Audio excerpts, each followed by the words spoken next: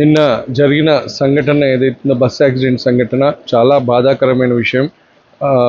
ఈరోజు తాండూరులో మీరు చూసినట్టయితే తాండూరు సంబంధించి 12 మంది ఈరోజు ప్రాణాలు కోల్పోయారు. వాళ్ళ కుటుంబాలందరికీ కూడా నేను ప్రగాఢ సానుభూతి తెలియజేస్తూ ఉన్నాను. నేనైతే ఎన్నడూ ఇటువంటి సంఘటన చూడలేదు, వినలేదు. నిన్న నేను అక్కడికి వెళ్ళి ఆ మృతదేహాలను చూసినప్పుడు చాలా చాలా బాధ అయింది. నాకే కాదు, తాండూరు ప్రజలందరూ కూడా ఈరోజు అంటే కేవలం వాళ్ళ కుటుంబాలకు ఎటువంటి సంబంధం లేకపోయినా, కులాలకు, మతాలకు, ప్రాంతానికి సంబంధించి ప్రతి ఒక్కరు కూడా ఈరోజు మా కుటుంబంలో ఒకరు కోల్పోయిన భావనతోని ప్రతి ఒక్కరు కూడా తాండూరు ప్రాంతం అంతా కూడా ఈరోజు శోక సముద్రంలో మునిగిపోయి ఉంది. బాధతో ఉన్నారు. అందరూ కూడా ఈరోజు గోస చెందుతూ ఉన్నారు. మరి అభం శుభం తెలియని చిన్నారులు, మహిళలు, పెద్దలు అసలు చావు వాళ్ళకు వస్తుందని తెలియని పరిస్థితుల్లో ఈరోజు ఈ సంఘటన జరిగిపోయింది. మా తాండూరులో నేను పొద్దున్నుంచి అందరి కుటుంబాలను వెళ్ళి చూసి రావడం జరిగింది. ఒకటే కుటుంబంలో ఒక తల్లికి పుట్టిన 3 అమ్మాయిలు ఈ సంఘటనలో చనిపోవడం, 2 పిల్లలకు సంబంధించి తల్లిదండ్రులు ఇద్దరు చనిపోయి వాళ్ళిద్దరు అనాథలుగా మారిపోవడం, ఒక ఆవిడకైతే భర్త, బిడ్డ, ఆ బిడ్డకు సంబంధించిన 40 రోజుల చిన్నారి కూడా ఈ సంఘటనలో మృతి చెందిన సంఘటనలు అసలు ఇంకెప్పుడు కూడా రావద్దు ఇటువంటి సంఘటనలు అని చెప్పి నేనైతే భావిస్తూ ఉన్నాను. మరి మనకు తెలుసు, మొన్ననే ఆలూరు సంఘటన జరిగింది. అది ఇంకా మనము మర్చిపోకముందే నిన్న మీర్జాపూర్ సంఘటన మళ్ళీ జరిగింది.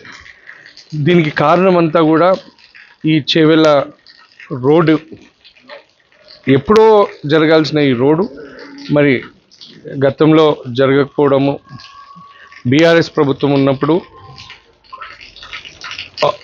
900 కోట్లతో ఈ రోడ్డు విస్తరణ పనుల కోసం టెండర్లు పిలిచి మెగా అనే కంపెనీకి ఇవ్వడం జరిగింది. ఇచ్చిన తర్వాత దురదృష్టవశాత్తు మా ప్రభుత్వం మారడం, కాంగ్రెస్ పార్టీ అధికారంలోకి రావడం 2 సంవత్సరాలు కావస్తుంది టెండర్ అయిపోయి. మరి 2 సంవత్సరాలు అవుతున్నప్పటికీ కూడా రోడ్డు పనులు ఇంకా ప్రారంభించలేదు. దీనికి కారణం ఏంటంటే ఎన్జిటి కేసు అనే నెపం చెప్తా ఉన్నారు. ఒకవేళ మరి ఇప్పుడు ఏదైతే యాక్టివ్గా పర్స్యూ చేసి మొన్న 2-3 రోజుల ముందు ఎన్జిటి క్లియరెన్స్ వచ్చిన విషయం మనకు తెలుసు. ఇదే పర్స్యూయెన్స్ ప్రభుత్వం ఇదే చిత్తశుద్ధి పెట్టుకొని వాళ్ళు ప్రభుత్వంలోకి రాగానే వాళ్ళు కనుక ఇదే ఇప్పుడు సబ్మిట్ చేసిన ఏవైతే రిపోర్ట్స్ ఉన్నాయో అవే అప్పుడు సబ్మిట్ చేస్తుంటే నిన్న మనకి ఈ సంఘటన జరగకపోయేది. ఎన్నో ప్రాణాలు మనం కాపాడిన వాళ్ళం అవుతుంది. గౌరవ ముఖ్యమంత్రి గారు కూడా ఇదే రోడ్డు గుండా ఆయన నియోజకవర్గానికి ప్రయాణిస్తూ ఉంటారు ఎన్నోసార్లు. మరి ఆయనకు కూడా అసెంబ్లీ సాక్షిగా మా ప్రజాప్రతినిధులు అసెంబ్లీలో కూడా లేవనెత్తడం జరిగింది. అయినప్పటికీ మరి నిర్లక్ష్యం చేసినారు. నేను ఒకటే విజ్ఞప్తి చేస్తూ ఉన్నా, ఈరోజు ఈ కుటుంబాలకు ఏదైతే అన్యాయం జరిగిందో అది తీరని లోటు. ఆ భగవంతుడు వాళ్లకు ధైర్యాన్ని ఇవ్వాలని చెప్పి వేడుకుంటున్నాను. నేను ప్రభుత్వం, గౌరవ ముఖ్యమంత్రి గారితో ఇప్పటికైనా మీరు దయచేసి మీరు కళ్ళు తెరిచి మీ వికారాబాద్ జిల్లాకు సంబంధించిన ఇంతమంది ప్రాణాలు కోల్పోయినారు, ఇప్పటి వరకు మరి దీనిపైన మీరు స్పందించకపోవడం, మీరు ఇప్పటి వరకు ఆ కుటుంబాలకు ఎటువంటి ఎక్స్గ్రేషియా అనౌన్స్ చేయకపోవడం అనేది చాలా బాధాకరం. దయచేసి ఈ అనాథలుగా మారిన పిల్లలకు, పేద కుటుంబంలో మరి ఆసరాగా ఉన్న భర్తలు చనిపోయిన ఆడబిడ్డలకు మీరు ప్రభుత్వం నుంచి ఇమ్మీడియట్గా ఎక్స్గ్రేషియా ప్రకటించాలి. అంతేకాకుండా క్షతగాత్రులకు కూడా వాళ్ళకు కూడా ఎక్స్గ్రేషియా ప్రకటించాలని చెప్పి నేను తాండూరు ప్రజల తరఫున, చనిపోయిన కుటుంబాల తరఫున నేను మీకు విజ్ఞప్తి చేస్తూ ఉన్నాను. అదేవిధంగా మరి మనం కూడా గమనించాల్సిన అవసరం ఉంది.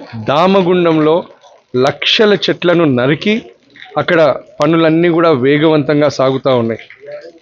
కాంగ్రెస్ ప్రభుత్వం, బీజేపీ ప్రభుత్వం రెండు కూడా కలిసి ఈరోజు దామగుండం రెడార్ స్టేషన్ కోసం ఈరోజు అక్కడ చెట్లను నరికిర్రు, పనులన్నీ సాఫీగా సాగుతున్నాయి.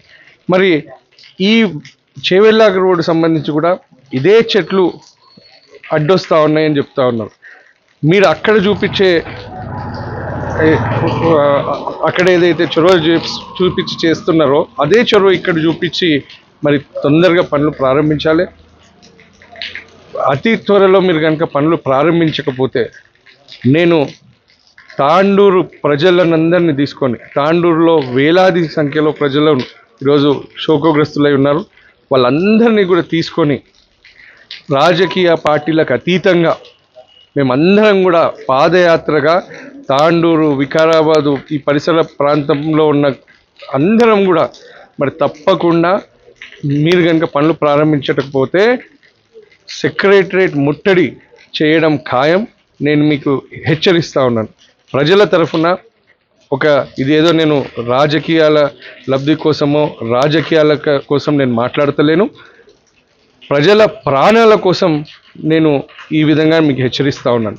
దయచేసి ఇప్పటికైనా మీరు ఈ రోడ్డు పనులను తక్షణమే ప్రారంభించండి, లేదంటే వికారాబాద్ జిల్లా ప్రజలు తప్పకుండా మీకు బుద్ధి చెప్తారని కూడా నేను హెచ్చరిస్తూ ఉన్నాను. అదేవిధంగా భగవంతుని ప్రార్థిస్తూ ఉన్నా, ఈ కుటుంబాలకు ధైర్యం కల్పించాలని చెప్పి ఆ భగవంతుని వేడుతూ ముగిస్తాను.